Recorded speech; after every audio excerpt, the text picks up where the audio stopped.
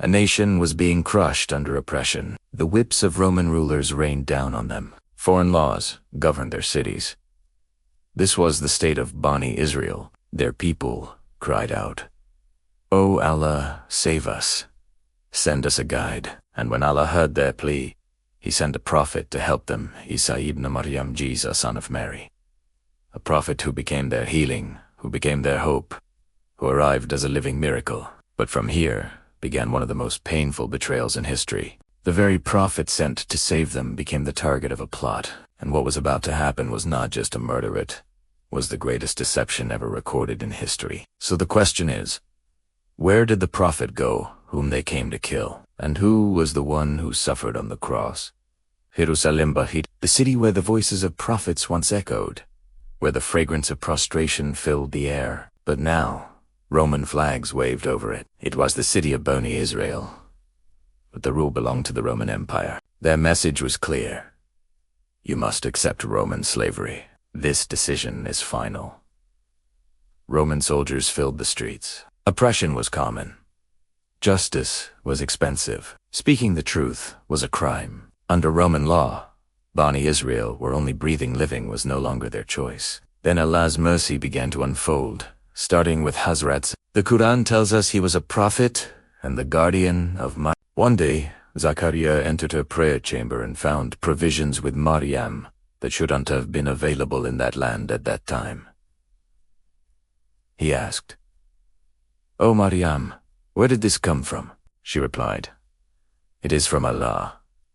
Indeed, Allah provides for whom He wills without measure. Seeing this miracle, Zachariah's faith deepened. He shared the news with his wife, made a heartfelt prayer, and in his old age, Allah granted him a son, Yahya, also known as Jala. The Quran says Yahya was given wisdom and righteousness from his very childhood. Then, Allah did what lies beyond the limits of human logic.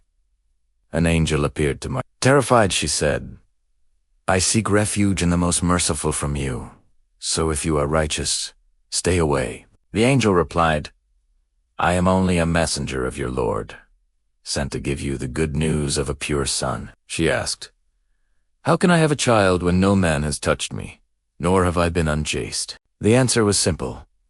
"For your Lord, it is easy, and we will make him a sign for humanity and a mercy from us.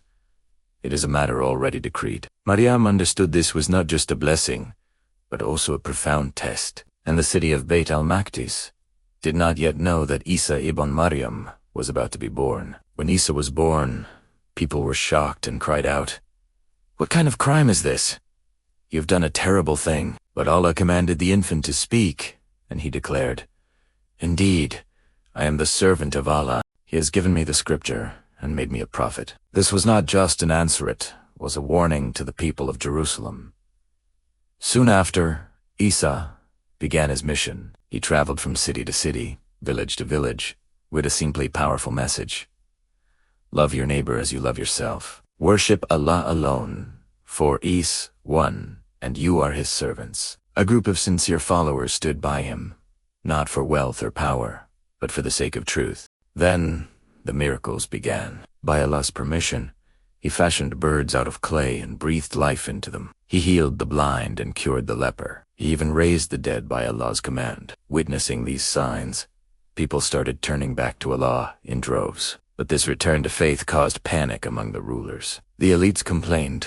First, Yahya divided the people with his preaching, and now he says miracles are misleading them even more. Our authority is in danger. According to the historical commentary of Tafsir Ibn Kathir, the Jewish leaders of that time went to the Roman rulers. They lied, saying, Yahya and Isa are inciting a rebellion. They are claiming kingship for themselves and challenging your rule. This was a complete fabrication. But Roman swords only needed an order, not a reason. Yahya was imprisoned and brutally executed. The city fell into a stunned silence. Someone rushed to Isa with the tragic news. "They've killed your cousin." Isa knew instantly that a conspiracy had now begun against him as well. Piety on their faces, but envy and bloodlust in their hearts. The leaders decided, Isa ibn Maryam has gone too far. If he continues, our courts and our laws will collapse. So they made a plan. We will not dirty our own hands. Rome will do it for us. They presented their case to the Roman authorities, and the verdict was written: death.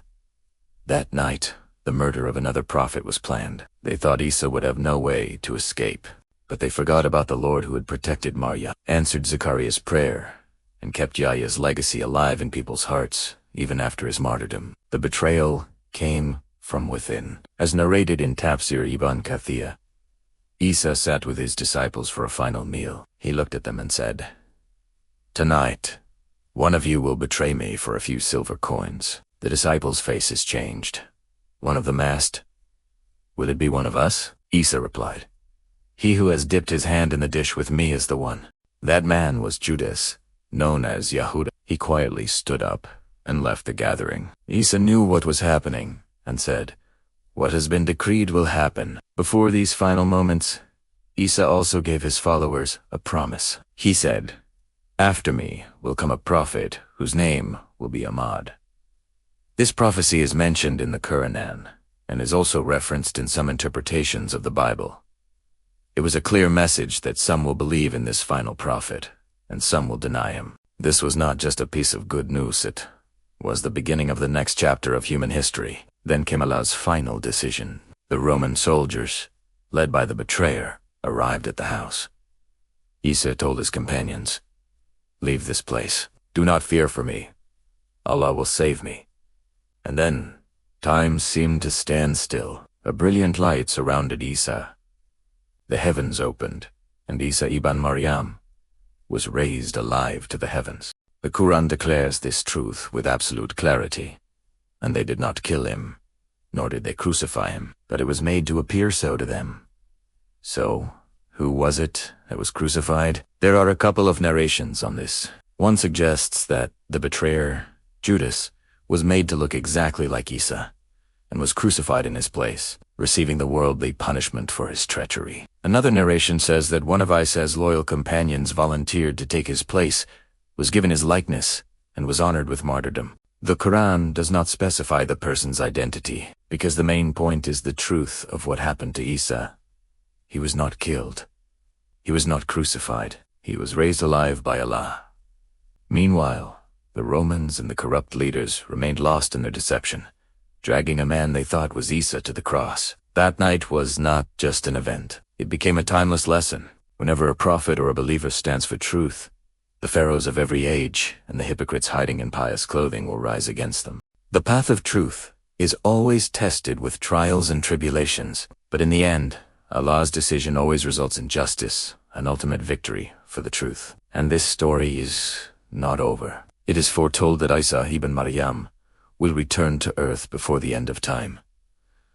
During the great trial of the Dajjal, the Antichrist, he will bring justice to the world and confirm the final message of Islam. If you're interested in learning more about the prophecies of the end times, be sure to check out our video on Yajuj and Majuj, Gog and Magog. You can find the link to our other channel in the comments below. Thanks for watching, and don't forget to like, share, and subscribe for more stories that enlighten the heart and mind.